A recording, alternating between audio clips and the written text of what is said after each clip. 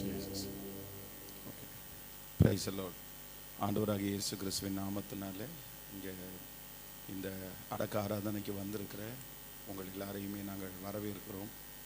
விசேஷமாக அநேக திருச்சபையினுடைய போதகர்கள், அநேக விசுவாச மக்கள், அநேக சொந்தங்கள் எல்லாருமே இத்தனை 1000 பேர் இங்கே நம்ம கூடியிருக்கிறோம். அதே போல் இன்னும் உலகம் முழுவதும் இருக்கிற அநேக ஆண்டவருடைய பிள்ளைகள் இதை டிவிகள் மூலமாக எல்லாரையுமே உண்மையிலே எங்களுடைய குடும்பத்தின் சார்பாக நாங்கள் எல்லாருமே வரவேற்கிறோம். நீங்கள் எங்கள் குடும்பத்தின் மேலே, எங்களுடைய தகப்பனார் மேல் வைத்திருக்கிற அன்பிற்காக நாங்கள் உங்களுக்கு ரொம்ப கடமைப்பட்டிருக்கிறோம். வேதத்தில் ஒரு சிலருக்கு மட்டும்தான் ஒரு சில வார்த்தைகள் கொடுக்கப்பட்டிருக்கிறது. மோசையை குறித்த வேதத்தில் வாசிக்கும் போது ரொம்ப ஒரு அழகான அந்த வசனத்தை மட்டும் நான் வாசிக்கிறேன். உபாகம் 34ஆம் அதிகாரத்தினுடைய 12வது வசனம். கர்த்தரை முகமுகமாய் அறிந்த மோசையை போல ஒரு தீர்க்கதரிசியும் இஸ்ரவேலில் அப்புறம் எழும்பினதில்லை என்று விளங்கும். கர்த்தரை முகமுகமாய் அறிந்த மோசையை போல ஒரு தீர்க்கதரிசியும் இஸ்ரவேலில் அப்புறம் எழும்பினது இல்லை என்று விளங்கும். அப்படின்னா அந்த மோசையினுடைய அந்த இடத்த வேற யாராலையுமே ஃபில் பண்ண பூர்த்தி செய்ய முடியல. அதனால் நமக்கு எல்லாருக்குமே தெரியும், நம்ம தகப்பனாருடைய இடத்த வேற யாருமே பூர்த்தி செய்ய முடியாது. நம்ம ஆசைப்பட்டாலோ விருப்பப்பட்டாலோ நம்ம அந்த மாதிரி வாழணும்னு முயற்சி எடுத்தால் கூட நம்மளால் அந்த அளவுக்கு வாழ முடியுமான்னு தெரில. ஏன்னா அந்த மாதிரி ஒரு மிகப்பெரிய ஒரு இடத்தை ஒரு மிகப்பெரிய சாட்சியை நமக்கு முன்பாக அவர்கள் வைத்து போயிருக்கிறார்கள். கடந்த கிட்டத்தட்ட ஒரு மாதமாகவே மோசையோடு இருந்தது போல நான் உன்னோடு கூட இருப்பேன், நான் உன்னை விட்டு விலகுவதும் இல்லை, உன்னை கைவிடுவதும் இல்லை. இந்த வசனம் என்னுடைய இருதயத்தில் ரொம்ப வந்துட்டே இருந்துச்சு, தொடர்ந்து வந்துட்டே இருந்துச்சு. அப்போ நான் நினச்சேன், சரி சில சூழ்நிலைகள் நிமித்தமாக ஆண்டவர் நம்மோட பேசுகிறார் போல், ஆண்டவர் நம்மோட இருக்கிறன்றத கர்த்தர் உறுதிப்படுத்துகிறார் அப்படின்றது மாதிரி நினச்சேன். ஆனால் உண்மையிலே எங்களுடைய தகப்பனார் எங்களுடைய வீட்டிற்கு ஒரு உண்மையிலே ஒரு மோசையை போல தான் அவங்க இருந்தாங்க. அவங்க வெளிநாட்டு ஊழியத்திற்கு இல்லை வெளி ஊழியத்திற்கு போயிட்டாங்க அப்படின்னு சொன்னால் எல்லாரையுமே கூப்பிட்டு ஒரு ஜெபம் பண்ணிட்டு தான் அவங்க போவாங்க. ஏன் அப்படின்னா, எந்த ஆபத்துகள் இல்லை ஏதாவது ஒரு கஷ்டம், ஏதாவது ஒரு பிரச்சனை நடக்குமானால் அவங்க எந்த டைமில் அவைலபிளாக இல்லையோ, எந்த டைமில் அவங்க இல்லையோ அந்த டைமில் தான் சில நேரத்தில் வீட்டில் சில ப்ராப்ளம்ஸ், சில விபத்துகள் இந்த மாதிரிலாம் ஆகும். அவங்க இருக்கும்போது அவ்வளோ சீக்கிரமாக எதுவுமே நடந்துடாது. எங்களுடைய குடும்பத்திற்கு, எங்களுடைய 4 குடும்பத்திற்குமே ஒரு மிகப்பெரிய பாதுகாப்பாக அவர்கள் இருந்தார்கள். மோசையை பார்த்தீங்க அப்படின்னு சொன்னால், மோசை கூட இருக்கிற வரைக்கும் ஜனங்கள் விக்கிரக ஆராதனைக்குள்ளே போகவே இல்லை. ஆனால் மோசை என்னைக்கு வெளியே போயிட்டாரோ அப்போ ஜனங்களுடைய எண்ணம் மாறிடுச்சு. ஆரோனால கண்ட்ரோல் பண்ணவே முடியல. அதனால் எங்களுடைய குடும்பத்தில் ஒரு மிகப்பெரிய ஒரு பாதுகாப்பை, எப்போ நாங்கள் ஒரு பிரச்சனை, ஒரு சூழ்நிலை வந்தாலும் எங்களுக்கு இவங்களுக்கு ஃபோன் பண்ண உடனே அவங்க ப்ரேயர் எல்லாரும் மாதிரி ஒரு 2 மினிட்ஸு அப்படியெல்லாம் பண்ண மாட்டாங்க.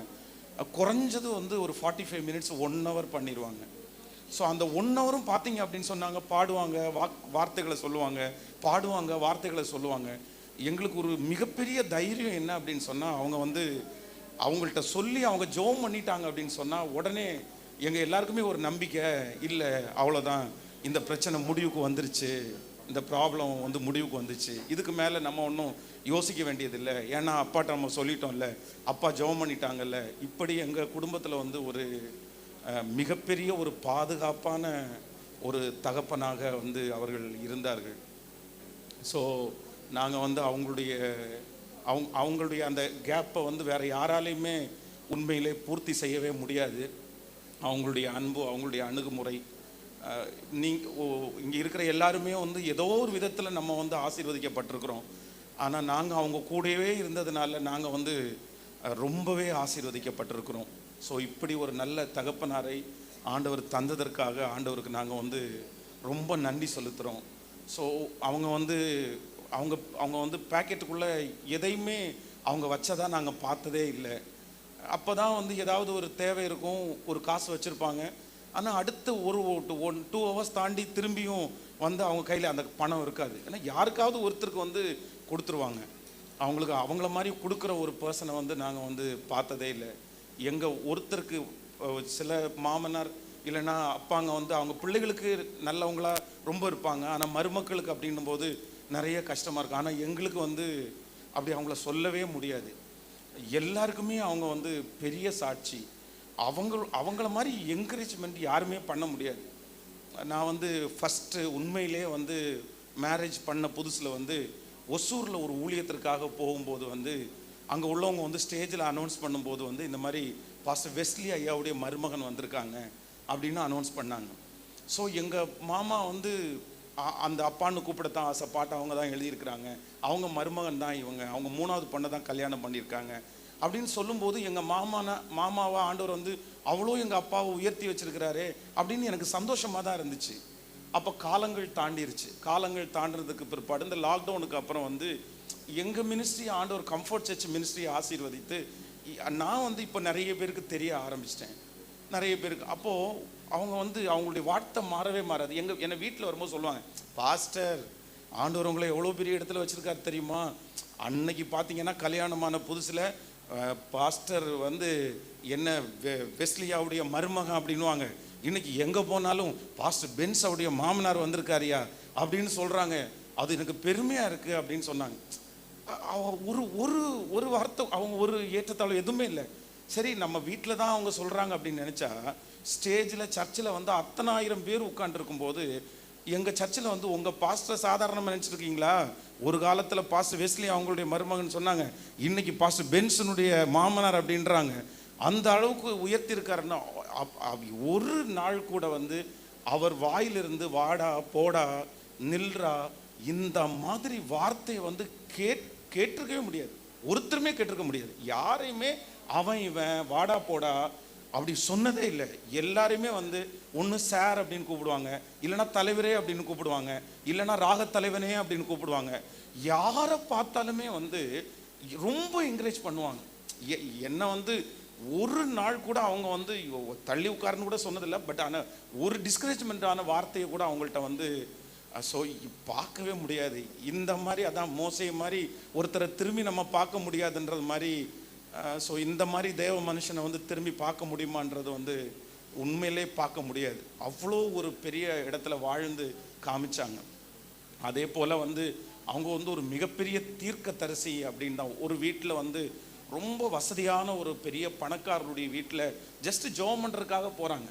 போன உடனே வந்து அவங்க பாட்டு பாடி ஜெபம் பண்ண ஆரம்பிச்சிருவாங்க. அப்படியே கையை வைத்து ஒரு பாட்டு பாடி ஜெபம் பண்ண ஆரம்பித்த உடனே அவங்க ஃபஸ்ட்டு ஸ்டார்டிங்கில் ஜெபம் பண்ணுறாங்க, ஆண்டவரே இந்த வீட்டில் எல்லா ஆசீர்வாதத்தையும் கொடுத்துருக்குறீங்க. இந்த வீட்டில் இருக்கிற மகன் வந்து அவரை பார்த்து நிறைய பேர் கையெடுக்கிறாங்க. ஆனால் அவருக்குள்ள ஒரு வருத்தம் இருக்குது. எல்லாரும் என்னை பார்த்து கையெடுத்தாலும் இந்த ஒரு குறைய ஆண்டவர் எனக்கு அனுமதிச்சாரே அப்படின்னு சொல்லி ரொம்ப வருத்தப்படுறாரு அப்படின்னு ஜெபம் பண்ணி முடிக்க அந்த வீட்டில் இருக்கிறவர் அவ்வளோ ரட்சிக்கப்படலை. அவர் ஒரு பெரிய கவர்மெண்ட்டில் ஒரு பெரிய வேலையில் இருக்கிறவர். அவர் சத்தம் போட்டு அழ ஆரம்பிச்சிட்டாரு. ப்ரேயர் பண்ணி முடித்த உடனே என்ன அப்படின்னு கேட்டால், பாஸ்டர் நீங்கள் உள்ளே வரும்போது எனக்கு வந்து ஒரு கை வந்து சூம்பின கை, ஒரு கை அவருக்கு இல்லை, ரொம்ப குட்டியாக இருக்கும் ஒரு கை, யாருக்குமே தெரியாது. அவர் கோட்டு போட்டிருக்காரு, யாருக்குமே தெரில. இவங்களும் அவங்கள பார்க்கவும் இல்லை, அவங்களுக்கு கை இல்லாதவும் தெரியாது. நான் வந்து கடவுள் என்ன ரொம்ப உயர்த்தி வச்சிருக்கிறாரு, பட் எனக்கு இந்த கை இல்லை அப்படின்னு நினச்சிட்டு நான் ரொம்ப வருத்தப்பட்டு இருக்கிறேன்.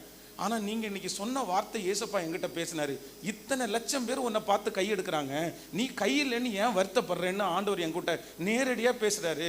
கண்டிப்பாக இனி அதுக்கு மேலே நான் கவலைப்பட மாட்டேன் அப்படின்னு அவங்க சொன்னாங்க. அவங்க வந்து இது ஒரு விஷயத்தில் தீர்க்கதரிசி அப்படின்றது இல்லை. நாங்கள் வந்து திருமணமாகி கொஞ்சம் குழந்தை கிடைக்க ஒரு லேட் ஆகும்போது ஒரு நாள் வந்து எங்கள் வீட்டில் ஸ்டே பண்ணுறாங்க. ஜோமனி முடிச்சுட்டு பியூலாவை கூப்பிட்டு சொல்கிறாங்க, எப்பா நீ வந்து ஒன்றும் இது பண்ணாத, கண்டிப்பாக ஏசப்பா உனக்கு குழந்தை கொடுப்பாரு. நான் ஒரு சொப்பனம் பார்த்தேன் நேட்டைக்கு, நீ ஒரு பிள்ளை இல்லை 2 பிள்ளை வச்சிருக்கிற, ஒரு பிள்ளைய கையில் பிடிச்சிருக்கிற, இன்னொரு பிள்ளைய தோளில் போட்டிருக்கிற, நான் அந்த மாதிரி பார்த்துட்டேன், அதனால வந்து உனக்கு கண்டிப்பாக ஏசப்பா கொடுத்துருவாரு அப்படின்னு சொன்ன 2 months அவங்க வந்து கன்சீவாக இருக்காங்க. 2 மாதத்தில் இதே போல் ஒரு ஃபேமிலிக்கு இல்லை. ஸோ அவங்க வந்து தீர்க்க தரிசனம் சொல்லுகிற அந்த ஆண்டவர் அவங்க மூலமாக சொல்லுகிற தீர்க்க தரிசனம் அப்படியே அப்படியே அப்படியே. ஸோ அரியலூரில் வந்து ஒரு பர்சன் வந்து கிட்டத்தட்ட ஒரு 4-5 வருஷமாக அவருக்கு இந்த கராத்தேல இருந்து அவர் வந்து விளையாடும் போது அவருடைய காது பக்கத்தில் அடித்ததுனால அவருடைய நரம்பு ஏதோ ப்ராப்ளம் ஆகி கிட்டத்தட்ட 2-3 வருஷம் அவர் தூங்கவே இல்லை. அப்போ தூங்காமல் வீட்டு முழுக்க சினிமா படத்தை பார்த்து அந்த கேசட்டை அடுக்கி வச்சு இனி செத்துருவேன் அப்படின்ற முடிவில் அப்போது ஓப்பன் டோர் சர்ச்சில் வந்து அப்பா வந்து பாஸ்டராக இருக்காங்க. அப்போ வந்து ஒருத்தர் இந்த அரியலூரில் ஒருத்தங்க சொல்லியிருக்காங்க, நீ போய் ஃபாதரை பாரு அப்படின்னு சொல்லும்போது அவர் வந்து இந்த மாதிரி எனக்கு பிரச்சனைன்னு சொன்ன உடனே அப்படியாப்பா பாப்பா அப்படின்னு சொல்லிட்டு ஒரு சாங் ஒன்று எழுதி அவர் கையில் கொடுத்து இதை பாடுப்பா ஒரு 1000 டைம் பாடு அப்படின்னு சொன்னால் அன்னைக்கு ராத்திரி அந்த மனுஷன் வந்து நல்லா தூங்கினான். ஒரு 3 இயர்ஸ் தாண்டி 3 வருஷம் தாண்டி நல்லா தூங்கியிருக்கிறார். அவர் ரட்சிக்கப்பட்டு இன்னைக்கு வந்து ஊழியக்காரராய் மாற்றப்பட்டிருக்கிறார். இன்னைக்கு வந்து ஊழியக்காரராக இருக்கிறார். ஸோ ஒரு மிகப்பெரிய ஒரு இன்ஸ்பயர். அவங்க வந்து இந்த அரியலூரில் தான் அவங்க வந்து அந்த பைபிள் அந்த இது நடந்துட்டு இருக்கும்போது அவங்க வந்து கடனில் அவங்க வந்து ரொம்ப கடனில் கஷ்டப்பட்டாங்க. அப்போ கடனில் கஷ்டப்படும் போது அந்த சர்ச்சு ஊழியத்தை விடக்கூடிய ஒரு சூழ்நிலை உண்டாயிருச்சு. தானியேலுடைய உபவாசம் அப்படின்றது 70 வாரம் இருக்கிறது. 70 வார உபதேசம் கிட்டத்தட்ட 450 நாள் பக்கத்தில் வரும். ஸோ இவ்வளவு நாட்களும் வந்து அவங்க வந்து தானியேலுடைய உபவாசம் வந்து அவங்க பண்ணினாங்க. இந்த ஊர்லேயே ரொம்ப நாள் வராமல், அது ஒரு பெரிய டெஸ்டிமனி. இது ஊரில் கூட இல்லாமல் மலையில் போய் தங்கி ஆற்றுல போய் தங்கி அப்போ தான் வந்து இந்த பாடல்கள், நிறைய பாடல்கள் எழுதினாங்க. அப்போ எழுதின பாடல்கள் தான் பாவியின் மீது ஏன் இந்த அன்போ ஒன்றும் புரியலையே. ஸோ நம்ம கேட்டிருக்கிறது வெறும் 2-3 பாட்டு தான் கேட்டிருக்கிறோம். ஆனால் கிட்டத்தட்ட 400க்கும் அதிகமான பாடல்கள் அவங்க எழுதி வச்சிருக்கிறாங்க. அதில் வந்து வருகையை குறித்து ஒரு பாட்டு ரொம்ப அழகாக எழுதியிருக்கிறாங்க. எத்தனை முறைதான் என்னை மன்னிப்பீரோ தேவா, உன் சித்தம் போல் என்னால் வாழ தெரியல தேவா, உந்தன் வருகையோ வேகம் நெருங்குது, எந்த இதயமோ காண துடிக்குது, ஆயத்தம் ஏனோ என்னில் இல்லையே தேவா, நியாய தீர்ப்பிலே நான் என்ன செய்திடுவேனோ தேவா தேவா தேவா. அந்த மாதிரி பாடல். அது அடுத்து வந்து ஒரு பெரிய ஒரு டெஸ்டிமனி என்ன அப்படின்னா, ஒரு நாள் இந்த பாடல், தேவனே சேனைகளின் தேவனே சேனைகளின் தேவனாகிய கர்த்தாவே, திருப்பி கொள்ளும் எங்களை மறைக்காதிரு முகத்தை, ரட்சியும் ஜனத்தை திரும்பி வாரும், வானத்தில் இருந்து கண்ணோக்கி பாரும், இந்த திராட்சை செடியை விசாரித்தருளும். ஸோ இந்த சாங்கை வந்து இந்த திராட்சை செடியை விசாரித்து இது பாடிட்டே இருக்கிறாங்க. பாடிட்டே இருக்கும்போது அவங்க போகிற சர்ச்சில் வந்து ஒரு பொண்ணோட அம்மா வந்து ரொம்ப கருப்பாக ஒரு பொண்ணோட உட்காந்து அவ்வளோ வருஷமாக அந்த பிள்ளைக்கு கல்யாணமாகவே இல்லை, அப்பாவும் இறந்து போயிட்டாரு. உடனே இவங்க வந்து பலிபீடத்திலேருந்து சொல்கிறாங்க, ஒன்றும் கவலைப்படாதீங்க, உங்களுக்கு யாருக்காவது வந்து உங்கள் பிள்ளைகளுக்கு யாருக்காவது ப்ரேயர் பண்ணணும்னா அவங்க மேலே கையை வச்சு இந்த திராட்சை செடியை விசாரிச்சிருங்க அப்படின்னு ப்ரேயர் பண்ணுங்கன்னு சொன்னால், அந்த முன்னாடி லைனில் இருந்த அம்மா வந்து தன்னுடைய பிள்ளையினுடைய தொடையில் கையை வச்சு இந்த வருஷமாவது இந்த திராட்சை செடியை விசாரிச்சிருங்க அப்படின்னு இந்த பாட்டை பாடினா, அந்த வருஷமே அந்த பிள்ளைக்கு வந்து ஒரு மிலிட்ரி மேனை கல்யாணம் பண்ணி ஆண்டவர் வந்து அந்த பிள்ளைய ஆசீர்வாதமாக ஆண்டவர் வச்சிருந்தார். அதனால் அவர்கள் மூலமாக ஆண்டவர் வந்து இந்த உலகத்திற்கு கொடுத்த பாடல்கள் வந்து ஒருத்தர் அல்ல, 1,00,000 பேருக்கு வந்து ஸோ ஊழியம் செய்திருக்கிறது. ஸோ இப்படிப்பட்ட ஒரு தகப்பனாரை வந்து நாங்கள் வந்து உண்மையிலே எங்கள் குடும்பம் வந்து ரொம்ப மிஸ் பண்ணுது. அவங்க இடத்த வந்து வேற யாருமே ஃபில் பண்ணவே முடியாது. அவ்வளோ பெரிய இடத்த நாங்கள் வந்து அதான் ரொம்ப பாதுகாப்பாக இருந்தோம்னு வச்சுங்களேன். அதுதான் ரொம்ப நான் வந்து அப்புறம் இந்த 1 மந்தாவே வந்து மோசையோடு இருந்தது போல் உன்னோடும் இருப்பேன் அப்படின்னு என் மனசில் பேசிகிட்டே இருக்கும்போது ஏன் இதை சொல்கிறாங்க அப்படின்னு யோசிச்சிட்டே இருந்தேன். அப்புறம் இப்போ தான் போன 2 வீக்ஸ்க்கு முன்னாடி வந்து ஸோ மோசையினுடைய மரணம் வந்து அந்த ஜனங்களுக்கு வந்து எப்படியெல்லாம் மிஸ் ஆயிடுச்சு, அவர் எவ்வளோ பெரிய ஏரியாவை கவர் பண்ணுறாரு அப்படின்னு சொல்லிட்டு நான் தியானிச்சுட்டு இருக்கும்போது அப்படியே தியானித்து எழுதி வச்சேன். ஆனால் இப்போ வந்து உண்மையிலே வந்து அந்த இடத்த நாங்கள் ரொம்ப வந்து தவற விடுறோம். ஸோ எங்களுடைய வாழ்க்கையில் வந்து ஒரு பெரிய பாதுகாப்பு நாங்கள் இழந்துட்டோம். ஆனாலும் ஆண்டவர் வந்து முன்கூட்டியே தைரியப்படுத்தினார். எங்கள்கிட்ட எப்போ பேசினாலுமே வந்து இந்த உலக வாழ்க்கையை குறித்து பேசாமல் அவங்க பரலோகத்தை குறித்து தான் அதிகமாக பேசியிருக்காங்க. நான் லாஸ்ட்டாக வரும்போது கூட சொன்னேன், நீங்கள் வந்து இப்போ ரொம்ப ஓடிட்டே இருக்கிறீங்க, இவ்வளோ தூரம் நீங்கள் ட்ராவல் பண்ணணுமா, கொஞ்சம் வந்து குறைச்சிட்டு எங்கள் கூடயே கூட வந்திருக்கலாம்ல, கொஞ்சம் இங்கே இருங்க, இந்த மினிஸ்ட்ரிலையும் இது பண்ணலாம் அப்படின்னு சொல்லும்போது வந்து, பாஸ்டர் இல்லை, ஆண்டவர் வந்து என்ன ஓட தான் சொல்கிறாரு, அதுவும் ரொம்ப வேகமாக ஓட சொல்கிறாரு, எலியாவை மாதிரி வந்து நீ எதுக்கு உட்கார்ந்துருக்குற, நீ உட்காரக்கூடாது அப்படின்னு ஆண்டவர் சொல்கிறாரு, அதனால் வந்து என்னை விட்டுருங்க அப்படின்னு சொல்லி. இந்த தமிழ்நாட்டில் எத்தனையோ சுவிசேஷகர்கள் இருக்கிறார்கள், ஆனால் இந்த மாதிரி ஒரு மனுஷனை ஒரு சுவிசேஷகரை பார்த்துருக்கவே முடியாது. அவங்க வந்து சில சர்ச்சில் போகும்போது பார்த்தீங்கன்னா அந்த சர்ச்சில் ஒன்றுமே இருக்காது, அவங்களுக்கு தங்கக்கூடிய வசதியே இருக்காது, ஆனால் ஒரு முகம் கூட சுளிக்காமல் அவங்க அங்கே தான் படுப்பாங்க. இவ்வளோ பெரிய ஊழியக்காரங்க தமிழ்நாட்டை உலக அளவில் தெரிஞ்சதுக்கு அப்புறம் கூட 10 பேர் இருக்கிற திருச்சபையில் 3 நாள் போய் உட்கார்ந்து அங்கே கன்வென்ஷன் நடத்திட்டு மனரம்யமாக ஜெபம் பண்ணி மனரம்யமாக பிரசங்கம் பண்ணி. ஸோ அதுக்கு இங்கே இருக்கிற நிறைய பாஸ்டர்ஸ் உண்மையிலே வந்து அதுக்கு சாட்சின்னு நான் நம்புகிறேன். யாரையுமே டேட்டு கேட்டு இல்லைன்னா தான் இல்லைன்னு சொல்லுவாங்களே தவிர, எவ்வளோ பேர் வர்றாங்க, சின்ன சர்ச்சா பெரிய சர்ச்சா, தங்குறதுக்கு ஏதாவது பண்ணியிருக்கீங்களா, எதையுமே கேட்டதில்லை. ஆனால் ஆண்டவர் கிருபையில் பார்த்தீங்கன்னா அவங்களுக்கு என்ன சாப்பிட்டாலும் ஒத்துக்கும், எந்த தண்ணி குடித்தாலும் ஒத்துக்கும், எங்கே தூங்கினாலும் தூங்கிடுவாங்க. அவங்களுக்கு தூங்குறதுக்கு பெட்டு இந்த மாதிரி கொடுக்க வேண்டியதே இல்லை. நம்ம வந்து அப்போ தான் பார்த்துட்டு வருவோம், 2 மினிட்ஸ் தான் பேசிட்டு வருவோம், அடுத்த நிமிஷத்தில் கொரட்டை விடுவாங்க. ஸோ அவங்க ஆண்டவரோட ரொம்ப நெருக்கமாக நடந்ததுனால நான் நம்புகிறேன், இந்த காலத்தில் நான் ஒரு ஏனோக்க பார்த்துருக்குறேன்னா அது இவங்களை தான். தேவனோட அவங்க வந்து சஞ்சரிச்சுட்டு காலையில் நாங்கள்லாம் ரொம்ப லேட்டாக வந்து ஊழியத்தில் முடிச்சுட்டு லேட்டாக வந்தோம்னா இவங்களும் அந்த நேரத்தில் தான் வருவாங்க. ஆனால் கரெக்டாக பார்த்தீங்க அப்படின்னு சொன்னால் இவங்க வீட்டில் ஸ்டே பண்ணுற நாள் வந்து ஒரு காலையில் வந்து டேமரின் சத்தம் கேட்கும். கரெக்டாக ஒரு 4 o'clock 3 o'clock எழும்பி அப்படியே டேமரின் வச்சு ஒரு 3/4 மணி நேரமாவது பாடிட்டு பாடிட்டு பாடிட்டு பாடிட்டு பாடிட்டு ஆராதிச்சுட்டு அதுக்கப்புறம் கொஞ்ச நேரம் படுத்துட்டு அதுக்கப்புறம் எந்திரிச்சு எப்போ பார்த்தாலும் அவங்கள வந்து பைபிள் டேமரின். நாங்கள் பார்த்துருக்கிறத ஆண்டவரோட மட்டும்தான் அவங்கள பார்த்துருக்குறோம். ஏதாவது ஒருவேளை எங்கள்கிட்ட கோவப்பட்டாலும் இல்லை அம்மாட்ட ஏதாவது நாங்கள் வருத்தமாக இருந்தால் கூட வந்து ஐயோ அவங்கள மாதிரி வந்து ப்ளீஸ் பண்ண யாராலுமே முடியாது. நான் வந்து என்னுடைய அப்படியே மருமகன் தானே, அப்போது நம்ம வந்து ஏதாவது டிஸ்டன்ஸ் அப்படியெல்லாம் ஒன்றும் இல்லை. டெய்லி காலையில் வீட்டில் இருந்தாங்க அப்படின்னு சொன்னால் கரெக்டாக அவங்க ஜோம் பண்ணி முடிச்சுட்டு ரெடி ஆகிட்டு என் பெட்ரூமுக்கு வந்துடுவாங்க. நான் கொஞ்சம் ஒருவேளை லேட்டாக எந்திரிச்சேன் அப்படின்னா வந்து என்ன பண்ணுவாங்கன்னா ஃபுல் மசாஜ் பண்ணுவாங்க. நாங்கள் பெட்ரூமுக்குள்ளே வந்து காலையில் அவங்களே வந்து மசாஜ் பண்ணுவாங்க. அப்பா போதும்ப்பா போதும்ப்பா போதும்ப்பா, இல்லை உங்களுக்கு ரொம்ப களைப்பாக இருக்கும். உடனே அவங்க ஜெபம் பண்ணுவாங்க. என்ன ஜெபம் பண்ணுவாங்கன்னா, பெரிய ஊழியக்காரர் ஏசப்பா, அவருக்கு கால் அமுத்தி விடுறதுக்கெல்லாம் ஒரு பெரிய பாக்கியத்தை கொடுத்தீங்களே, தோலை அமுத்துறதுக்கு பாக்கியத்தை கொடுத்தீங்களே. எனக்கு அப்படியே அப்பா என்னப்பா சொல்கிறீங்க அப்படின்னு. பாஸ்டர் என்ன நினச்சிட்டு இருக்கிறீங்க, இந்த அபிஷேகத்தை கொஞ்சம் கொடுங்க ஏசப்பா, எனக்கு கொடுங்க ஏசப்பா, இந்த மனுஷனை மாதிரி எப்படிப்பா நிற்கிறதுன்னு கற்றுக் கொடுங்கப்பா. ஸோ உண்மையிலே வந்து